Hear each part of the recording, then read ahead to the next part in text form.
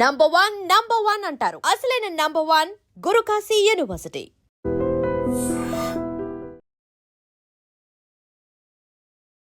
చూస్తున్నారుగా, ఈ లారీ వాగులోనికి కొట్టుకుపోవడంతో ఇందులో ఇద్దరు గల్లంతయ్యారు. రాజస్థాన్ ధోల్పూర్ జిల్లాలోని మణియాలో ఈ ఘటన జరిగింది. భారీ వర్షాల కారణంగా అక్కడ పార్వతీ నది ఉప్పొంగి ప్రవహిస్తోంది. బ్రిడ్జ్ పై నుంచి కూడా నీళ్లు ప్రవహిస్తుండటంతో రాకపోకలు నిలిచిపోయాయి. ప్రజలు తీవ్ర అసౌకర్యానికి గురవుతున్నారు. నీరు ఉధృతంగా ప్రవహిస్తున్నా లారీ దాటించే ప్రయత్నం చేశాడు డ్రైవర్. కానీ ప్రవాహానికి అదుపు తప్పింది లారీ. వాగులో కొట్టుకుపోతోంది. డ్రైవర్ సురక్షితంగా బయటపడగా లారీలో మరో ఇద్దరు వ్యక్తులు చిక్కుకుపోయారు.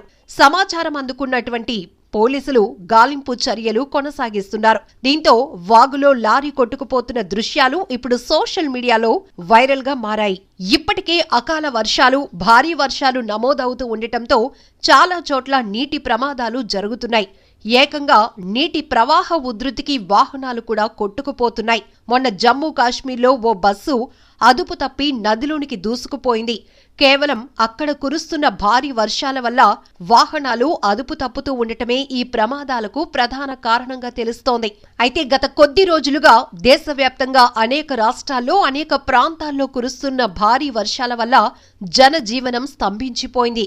ప్రజల రాకపోకలకు తీవ్ర అంతరాయం కలుగుతోంది. అయినప్పటికీ అత్యవసర పరిస్థితులే కాకుండా రోజువారీ జరగవలసిన ప్రయాణాల కారణంగా కూడా ఇలా ప్రమాదాల బారిన పడుతున్నారు ప్రజలు. ముఖ్యంగా భారీ వాహనాల్లో ప్రయాణించేవారు, ఆ డ్రైవర్లు వాగులను దాటించేద్దామనుకుంటున్నారు. కానీ అదుపు తప్పి ఇలా వాగుల్లో, నదుల్లో చిక్కుకుపోతున్నాయి భారీ వాహనాలు. వాటితో పాటు అందులో ప్రయాణిస్తున్న వారి ప్రాణాలు కూడా అగమ్యగోచరంగా మారుతున్నాయి. పోలీసులు హుటాహుటిన అక్కడికి చేరుకుని స్థానిక గజ ఈతగాళ్లతో పాటు అక్కడ ముమ్మర గాలింపు చర్యలు కొనసాగించి ఇలా నదిలోనికి, వాగుల్లోనికి దూసుకుపోతున్నటువంటి వాహనాల్లో చిక్కుకున్న వారిని సురక్షితంగా బయటకు తీసేందుకు సకల ప్రయత్నాలు చేస్తున్నారు. ఆ తర్వాత భారీ క్రేన్ల సాయంతో నీటి ప్రవాహంలో కొట్టుకుపోతున్న వాహనాలను బయటకు తీసే ప్రయత్నాలు కూడా జరుగుతున్నాయి. ఏది ఏమైనా భారీ వర్షాలు, వరద ఉధృతుల కారణంగా అనేక ప్రమాదాలు జరుగుతుండటం, క్షణాల్లో సోషల్ మీడియాలో ఆ వీడియోలు వైరల్ అవుతూ ఉండటం ఒక రకంగా తీవ్ర భయాందోళనకు గురవుతున్న పరిస్థితులు. ఇప్పటికే అకాల వర్షాల వల్ల కొండ చర్యలు విరిగిపడుతున్నాయి. కొండవాలు ప్రాంతాల్లో నివసిస్తున్న వారు గుండెలు వణికిపోతున్నాయి. ప్రాణాలు అరచేతిలో పెట్టుకుని జీవించాల్సిన పరిస్థితి.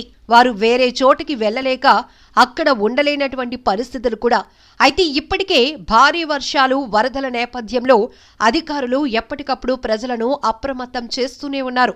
మరోవైపు వాతావరణ శాఖ కూడా ఏ జిల్లాలో వర్షపాతం ఏ స్థాయిలో ఉండబోతోంది, ప్రజలు ఏ రకమైన అప్రమత్తతతో ఉండాలి, అధికారులు తీసుకోవాల్సిన చర్యల గురించి మత్స్యకారులను కూడా అలర్ట్ చేస్తూ వాతావరణ శాఖ డైరెక్షన్స్ ఇస్తోంది. అయినప్పటికీ కూడా కొన్ని ప్రాంతాల్లో ప్రమాదాలు జరుగుతూనే ఉన్నాయి.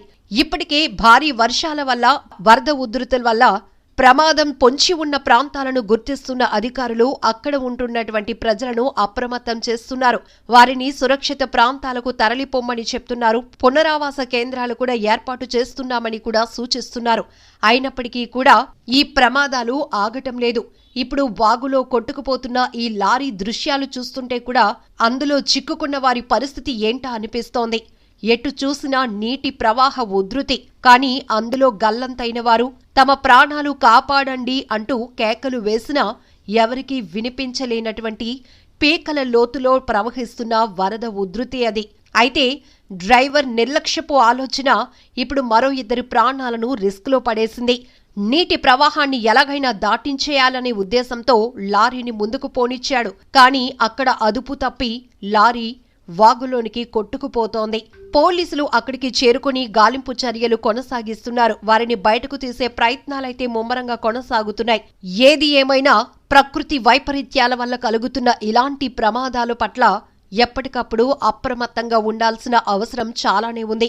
ఇతర దేశాల్లో ఎంత తీవ్ర నష్టం కలుగుతోందో, ప్రాణ నష్టంతో పాటు ఆస్తి నష్టం కూడా భారీ స్థాయిలో జరుగుతోంది.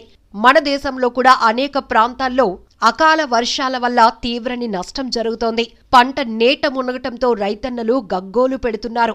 మరొక వైపు నీటి ప్రవాహాల వల్ల జరుగుతున్న ప్రమాదాలతో ప్రజలు ప్రాణాలు కూడా పోగొట్టుకుంటున్నారు. నిజంగా ప్రస్తుతం ఉన్నటువంటి సమాజం దేనికి ప్రయారిటీ ఇస్తుంది?